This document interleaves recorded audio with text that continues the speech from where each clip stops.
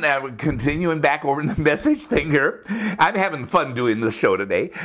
And when the arrogant rich are brought down to size, cheer. The arrogant rich was exactly what James was saying when he wrote this 2,000 years ago. Those who think that because they have a lot of money and wealth and possessions, that they are better than those who are poor. In fact, in the same book of James, it talks about, churches, not to save the choice seats in your congregation for the rich and then put the poor people in the back of the church, that type of thing, And all, rich and poor alike, should be seen equal to each other, even as God sees them, and all are welcome to the table. The arrogant rich, feel that they're superior to other people. And their feeling that they're superior is based on riches that, just like their physical body, will someday perish and vanish.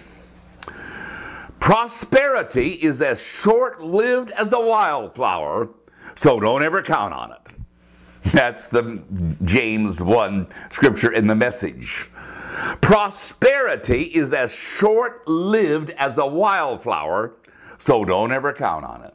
Oh, how true that is. Right now we're going through an economic recession.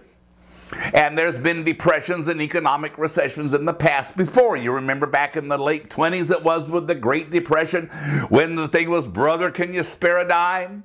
When the stock market crashed, people were committing suicide because all of their riches were gone and all of that. And now we're in this, in the year that we're doing this show of 2009, we're going through an economic hard times again.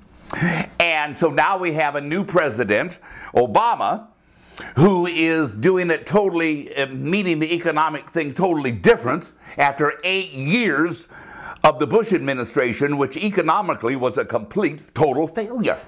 I don't usually get into politics on this show, but I mean, facts are facts. 8 years we've just come out of in this country at the date we're doing this show. The Bush administration has reached complete failure, and now we're in the worst recession we've had since the days of the Great Depression. And so now we have a president who has taken a whole different approach to it.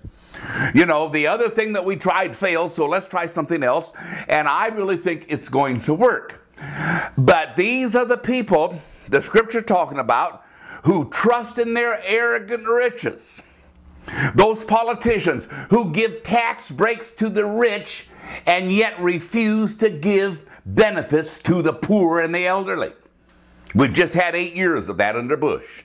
Tax breaks for the rich, and then denying government help for people who are disabled and elderly. And that is what we've had, the last 8 years. I shouldn't be saying this, but it's coming out under George W. Bush. We have seen what happens when the arrogant rich take control, even as mentioned here in James 1. The arrogant rich. The arrogant rich that we've had politically for the last 8 years, I'm probably going to get emails on this one, last year's, has failed. And so that's, as addressed right here in the scripture. That's just a little on-the-moment inspiration that just came into my mind,